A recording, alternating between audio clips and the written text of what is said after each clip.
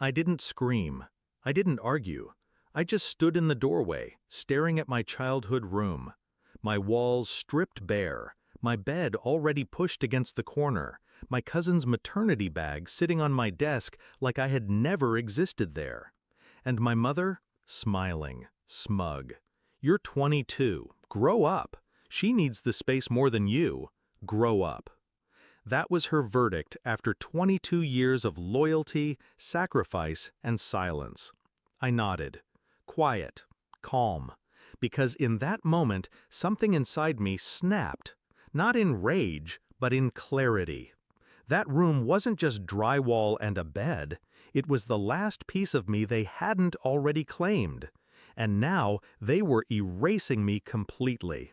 So I smiled faintly, walked upstairs, and began folding clothes into my suitcase. I should explain, I was the invisible one in the family, the reliable one, the one who gave while others took.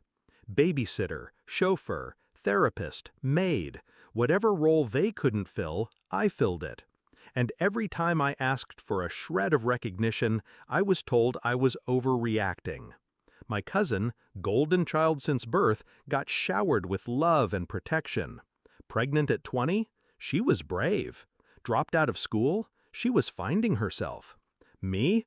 I had a degree, a job offer waiting, and a side business quietly growing online. But to them, I was still just the spare. So when my mom shoved my suitcase toward me and called it growing up, I realized she had no idea who she was talking to. That night I didn't sleep. I planned. See, the house wasn't really theirs, not entirely. It had been willed jointly to my mother, my aunt, and me by my late grandmother.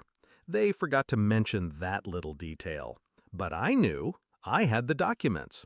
For years, they treated me like a tenant in my own home, blind to the fact that I was part owner. I kept quiet because ownership meant nothing while I still needed their roof. But that changed the moment they shoved me out. So I packed, not just my clothes, but every valuable I could claim. Antiques my grandmother had left specifically to me. The files, the jewelry, the paintings they never even noticed were insured under my name. And then I signed the papers I'd been sitting on for months, listing my share of the house for sale, to someone who wouldn't tolerate family squatters. Morning came. They woke up to an empty house, my room bare, my closet hollow, my drawers vacant. On the kitchen table, a letter in my handwriting waited. It wasn't long. Just one page. "Since I'm apparently grown up now, I'm moving out. The house you live in isn't yours alone. Grandma left a third to me. You'll be hearing from my lawyer. Consider this my notice. I'm selling my share. Good luck explaining that to your new tenant. P.S.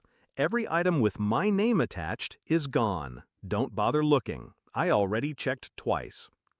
The silence that followed was delicious. Voicemails piled up by noon. My mother's voice cracked with panic. My cousin crying in the background. My aunt screaming about betrayal. I didn't answer. Instead, I checked into a hotel. Slept better than I had in years. Booked a flight the next day to Spain. A solo trip I had dreamed of but always postponed because family needed me. Now, they could need themselves. Weeks passed. The house went into chaos. Realtors called. Inspections were scheduled. My mother begged me to reconsider, claimed I was tearing the family apart. My aunt accused me of greed. I let the lawyers handle it. Cold, professional, clean. Every time my phone buzzed with another plea, another insult, another guilt trip, I sat on a balcony in Barcelona, sipping espresso, watching the ocean, and smiled. Because for once, the weight wasn't on me. It was on them. The climax came fast. The buyer pushed through, unwilling to let extended relatives delay the deal. My mother and aunt scrambled, desperate to buy me out, but they couldn't afford my share at market price. They begged me to accept less. I refused. Calmly.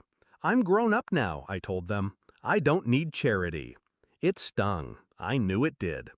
By the end of the month, they were forced to downsize, packing boxes, selling furniture, dragging my cousin's maternity bag into a smaller rental they hated. Me? I extended my trip. Madrid, Valencia, Seville. Every city tasted like justice. And when I finally returned, months later, I didn't go home. I went to my new apartment, bought outright with my share. Minimalist, clean, mine. The letter they left me the day I moved out still sits folded in my drawer. The one that said I was selfish, immature, ungrateful. Sometimes I read it just to laugh. Because they were right about one thing, I did grow up. I just grew up into someone they could never control again. Final thought? They thought they gave my room away. What they didn't realize is that I took the house with me when I left. And the freedom that followed? That was the real inheritance.